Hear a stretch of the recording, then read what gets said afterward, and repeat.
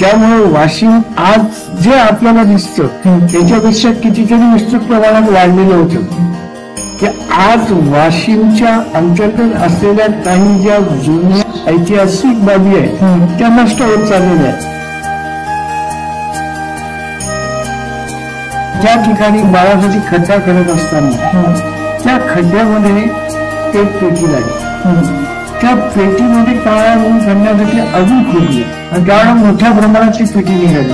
मग त्या पेटीमध्ये सध्या अधिष्ठित प्रमाणे असलेली सोनाची मूर्ती आहे ज्याला बालाजी म्हणतो. वरचा जो मारुती आहे आता त्याला काठी वेश म्हणतात. त्या मारुतीच्या देवळाचा तिथे आणून ठेवला.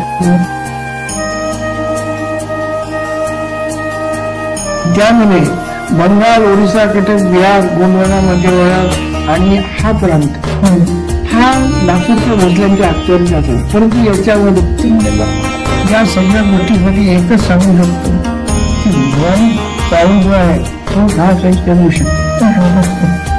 तर भवानी काळूजीमध्ये कोणीतरी ज्या तुमच्या घरात तुम्ही या चिन्ह बाजूला घेऊन जा ओके आणि म्हणजे काय उपयोगाचं त्याला जाऊ म्हणून जिंकेल अशी मला अपेक्षा आहे. म्हणून ते चिन्हबाबू योजनेला बरोबर घेऊन सैन्य दलासह या खंडाच्या स्वारीला निघाले आणि त्यांनी त्या मूर्तींसमोर संकल्प केले जर मी स्वारी यशस्वी झालो तर मी या ठिकाणी तुझी प्राण प्रतिष्ठा करेन आणि देवालय बांधेन, अन्यथा मी तुझं देवालय उभारणार नाही.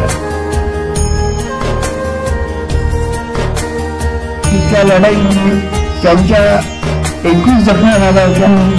तर राजेसाहेबांनी त्यावेळेस त्या काळामध्ये जग जवळ व्हायच्या 21 जखमा त्यांच्या बांधल्या आणि त्यांचा सन्मान केला आणि त्यानंतर या ठिकाणी येऊन या मंदिराची उभारली.